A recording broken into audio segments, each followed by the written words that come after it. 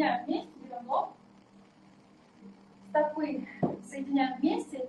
Без помощи рук мы стараемся их привести к паховой области, к тазу. Руки уводим назад за таз. Здесь у всех расстояние между стопами и паховой областью будет разное.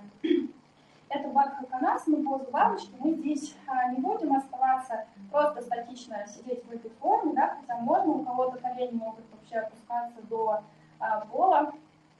А у кого-то нет, это нормально. Если тяжело, можно подложить блоки под бедра, если они не опускаются, посидеть в данной форме.